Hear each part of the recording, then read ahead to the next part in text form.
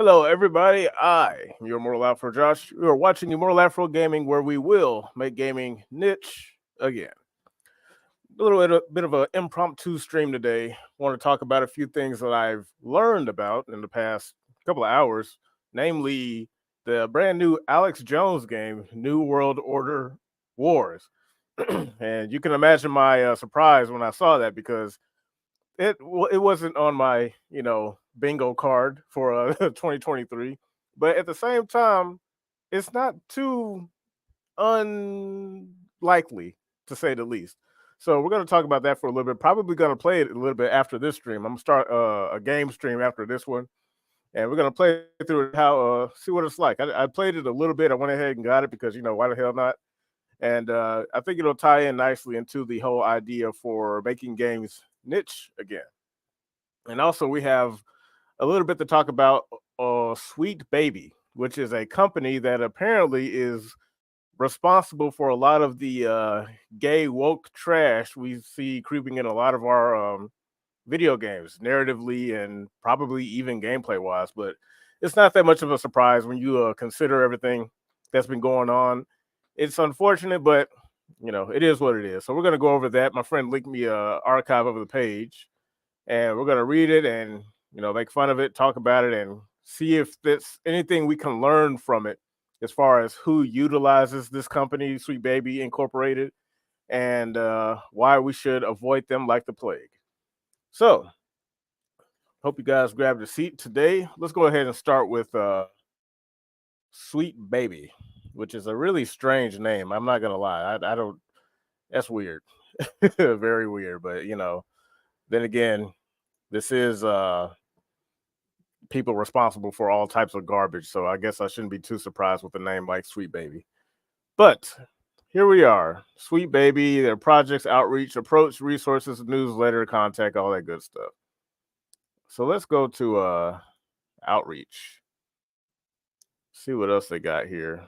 We got to open another tab. Let me switch that. There we go. I'm gonna put another one over here. All right. So let's see. New and marginalized talent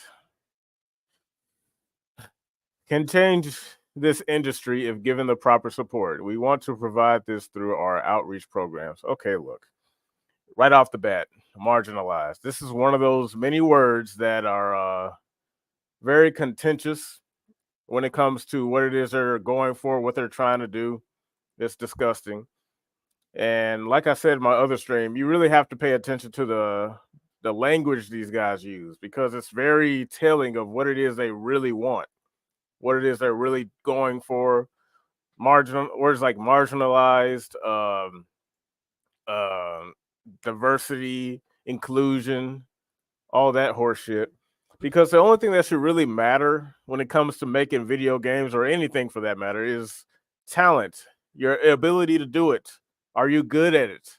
And if you're good at it, the people will buy it, and you get the rest. But because the industry has gotten so broad, they make it a high priority to try to do things like force inclusion and tolerance, diversity, all that horseshit. But anyway, industry reform. Industry was just fine until these people showed up, but whatever. From opaque industry practices to lack of entry level roles, we understand the overwhelming challenges that come with finding a space in games. Um, I don't understand, because the industry, if the industry is already aligned with a lot of this stuff that they claim they want, that's good for the industry, we wouldn't constantly hear about all these layoffs going on. Because apparently the industry is so forward thinking and progressive, a lot of these issues should, according to them, be solved by now. I'm of the opinion that these were never problems to begin with, because you can't control the market to that level, to that degree. You find your place where your skills are um, desired, where they're wanted. If you're a damn good programmer, of course, any studio that wants you is going to take you within their wing and make the best of your talent. We firmly believe in open communication, doubt it, compassion, fostering of new talent are vital to transforming the game space into a kinder, more collaborative industry. It's not about kindness. This whole idea of everyone's going to be best friends and stuff, like a competitive market breeds competition. And while it is possible to find camaraderie within that market or that competing environment, it's not going to be sunshine and daisies. It's not going to be all let's hold hands and frolic in the Chernobyl exclusion zone. Yeah, the industry is far from where it needs to be. I agree. It is far. We were there 20 years ago until, this happened. But we believe it can get there with shared resources, diverse talent, and transparent industry dialogue. I wholeheartedly disagree with all that because these are all things you cannot control for. You cannot dictate how resources are going to be shared. You can't say talent is going to be diverse. That's a given. When you have to say that, it means it's probably not true, in my humble opinion. But anyway, transparent industry dialogue. Some of the stuff you could agree with on paper because it does sound reasonable.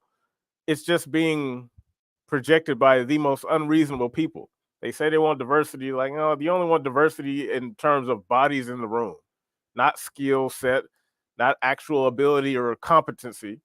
You just want people, brown people, black people, who just look different in the same room. And what they really mean is just women. We're gonna be honest. If you see any before and after picture of a studio that was making games like let's say 20 years back versus how they are now, there is a sharp increase in female presence versus before, where it was like the most you would see is like maybe two. There's a studio full of a bunch of dudes, maybe one or two women. Now it's the opposite.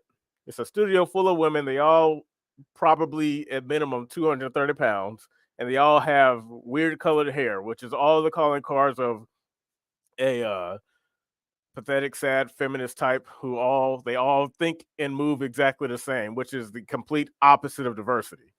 But in their mind, that is diversity is our strength. Now, we're not going to read all of this, but we are going to look at one of the things that is pretty clear as to why we've noticed such a increase in shitty game. What do you call it? Shitty game narratives and the like. You'll notice some of these you'll recognize, like Spider-Man and the upcoming Alan Wake 2, or unless it's already out, so you guys can see it a little bit better.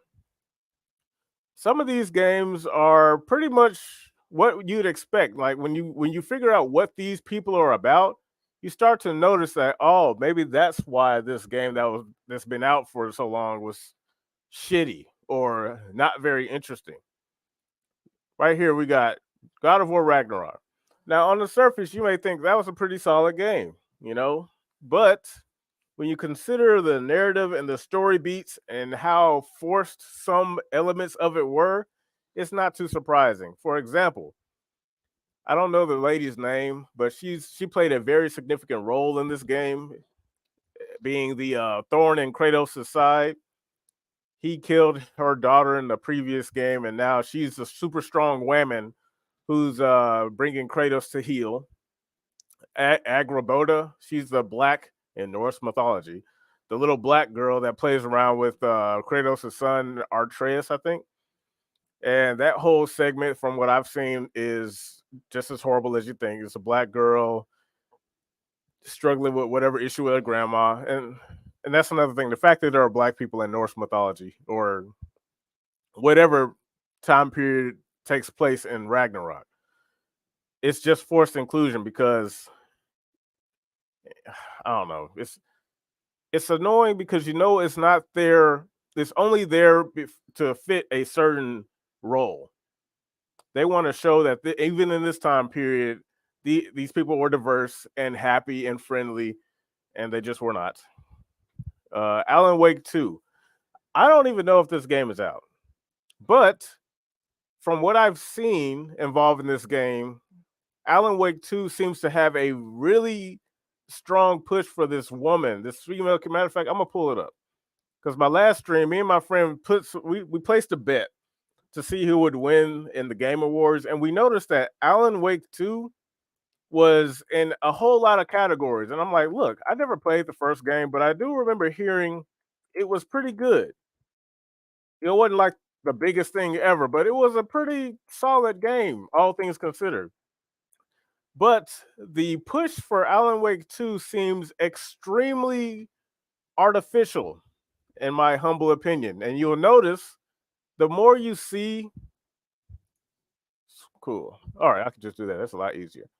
The more you see from this game, being the black lady who's just been talking about it nonstop as if it's about her, as if her name is Alan Wake. Like I said, I don't know anything about it, but it seems like one of those types of games. But I've noticed that this lady has been talking nonstop about this fucking game. And this list, Alan Wake is in 8 categories for nomination. It's been nominated for 8 different categories. It's been nominated for Game of the Year. There it is, right there, Alan Wake. Can you just go to the next one? Yeah. It's nominated for Best Game Direction. Keep in note, a lot of these categories are kind of stupid, like redundant. Best Game Direction, Best Narrative. There it is again, Alan Wake 2. Don't even know if this game is out yet, by the way. I don't even think it's like that big of a game. Alan Wake 3, or 3, but 2, Best Art Direction. What's that, 3? Alan Wake again, Best Score on Music. And it's like, yo, dude, like, and to be fair, some of the games in this category look like they genuinely belong, like Baldur's Gate, Hi-Fi Rush, a Nintendo game. And it's like, really? Okay. Best Score on Music, Best Audio Design. Once again, Alan Wake again. It's just like, oh, okay. And here it is, Melanie LeBird, Alan Wake 2 Best Performance. Now, it's the modern year, it's current day.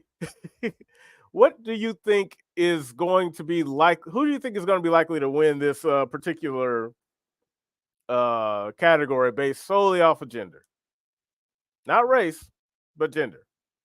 Because we got a whole bunch of white men and one black guy. But there's one who stands above them all because she has 2 of the things. She's not only a person of color, but she's also a woman. The only woman on this lineup, Alan Wake 2. And she's the one who's been like talking about this game nonstop. And I'm like, yo, where's this fucking Alan guy? I thought that was the name of the main character, Alan Wake. But it doesn't seem like this is a game about him anymore. So not only do we have this game shoehorned in, I believe, like I haven't seen a game this artificially pushed since Biomutant. And Biomutant wasn't pushed in the same way that this was, but it was unusually promoted, like a lot that I've noticed. And I'm like, man, what is this fucking game, dude? Like, I don't even know who the studio is. I don't know who made this game. It's not like this is something like Spider-Man or Baldur's Gate, something that you could kind of tell that it naturally built up a lot of interest over the course of several months. So, but Alan Wake is like, dude, literally no one's talking about this game. Not in the same way of like something like Spider-Man or even Cyberpunk. But so we got over here, and what's the next category? So there's out of all these categories, it's in at least 8.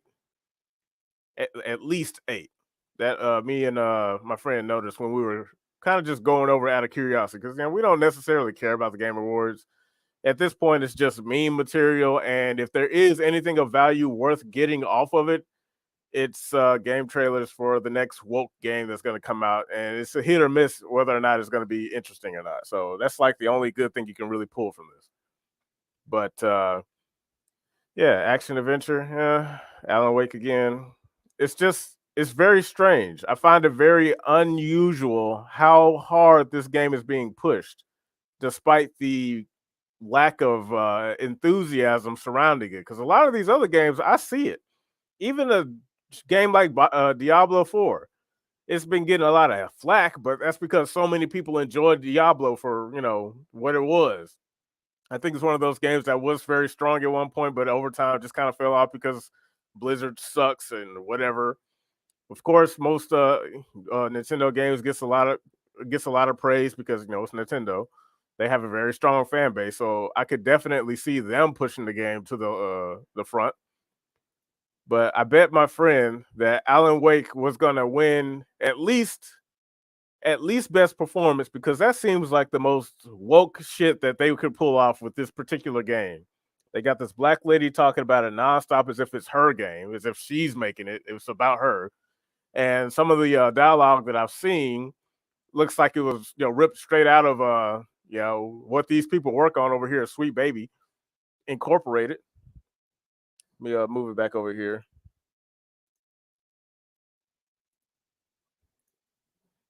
Yeah, so you see their clients: Xbox Game Studios, Starfield, Electronic Arts, I guess Star Wars, but I haven't heard too many. Well, no, the last Star Wars game, yeah, I heard that had a good amount of the typical bullshit in there. What else they have? Rocksteady, pretty much the Arkham games or the new games, not the Batman games, because I'm assuming that's kind of where they once they stopped making Batman is whatever came out afterwards. So Suicide Squad, which I think we saw, yep, right here. So expect some trash in there. Santa Monica Studio, God of War, Warner Brothers, WB, Mortal Kombat. Uh, who else? I recognize, Ubisoft, Square. It's really it's sad because it's pretty obvious that these people are only here to push the typical leftist propaganda that we've been seeing increasingly in many games over the course of the past 15 years, really. So let me pull up this outreach. I think we already looked at that. Yep. So as far as I'm concerned, anything associated with Sweet Baby, and unfortunately there are some other names up here, Valve, yeah, but that's why, in my humble opinion, this isn't really about trying to save the industry as it currently is, because there's really nothing left to salvage at this point.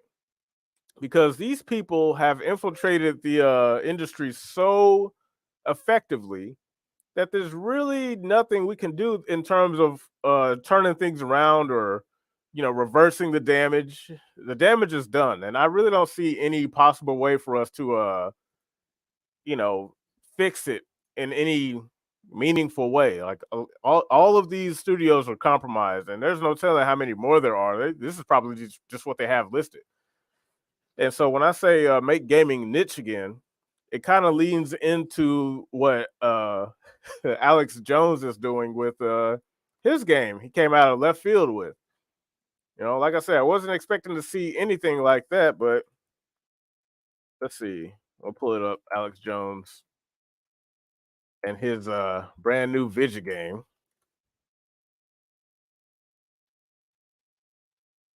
It's games like this that are like pretty much going to be the future as far as I'm concerned. Getting away from the current industry as it is and digging into what it is that we actually want to see, what we want as far as entertaining, fun games that aren't that haven't been marred by the current left wing propaganda engine.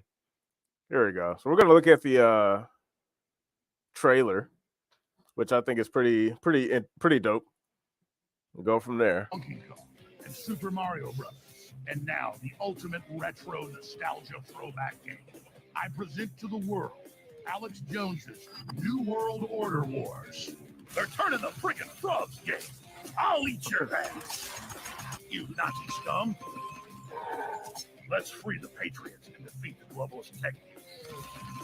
We are going to defeat the globalists very bigly. This game is mostly peaceful. Woo!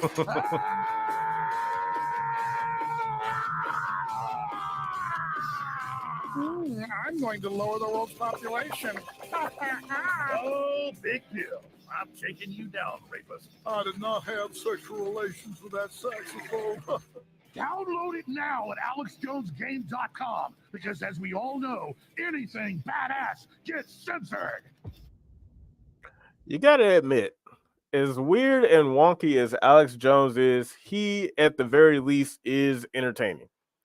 And I'm not gonna lie, like that was enough for me to be sold. I bought it and I played it for a little bit, but I'm like I said, after this stream, I'm gonna play it for a bit just to see what it's about.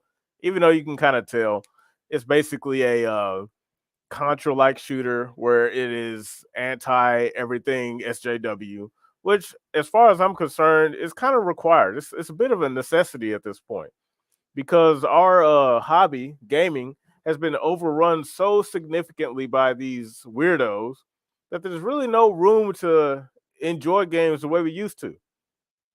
So having a influx of games that are just silly, nonsensical fun is probably going to be good for the industry at large. I believe. I honestly believe that. And there's a few other games. I'm not gonna show off any yet, but there's one I'm hoping to have a interview with him not too long from now. Hopefully sometime next week.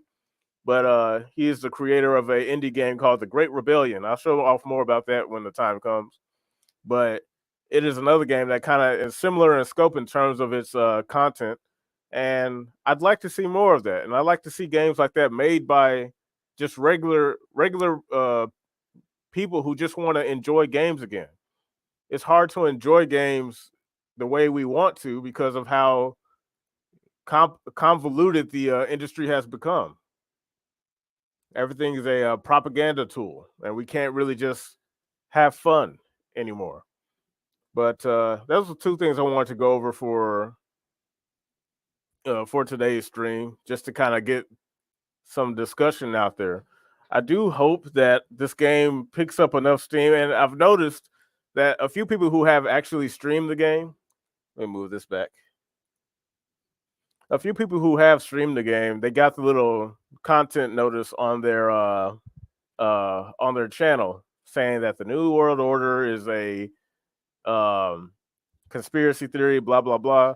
And it's ironic given how hard, like, hey, if you don't want us to believe something, stop leaning into it so much. Of course, in my opinion, plenty of evidence to say the contrary, but this is the gaming channel. We're going to save that for the political channel. But in the meantime, folks, this was my coverage of the Alex Jones games, and as well as this Sweet Baby shit. There needs to be a real forward attempt from just regular gamers to sniff this stuff out and shut it down as soon as possible. Hopefully, one day leading to an alternative industry that is controlled primarily by the gamers. Because I honestly do believe that is something that is feasible, viable, and really possible, considering where the gaming industry was back in the late 80s, early 90s, and how it transformed into this super powerful establishment so many years later. Except we've kind of lost it due to political propaganda and opportunists, Anita Sarkeesian, who have pretty much just uh raided our longtime hobby. But I enjoy video games too much to just let it die. But I don't mind killing it off if it means we can give a new life to it in the proper way and properly defend it this time instead of being subjected to, just being blindsided by a bunch of weirdos who can't operate unless they come in and do things their way. But with that being said, I'm going to be starting the live stream for the game in about 30 minutes. So if you guys want to check that out, feel free to stick around. And until then, I am your Immortal Afro Josh. You are watching Immortal Afro Gaming, where we will make gaming niche again. Till next time, peace. Take it easy and have a good one.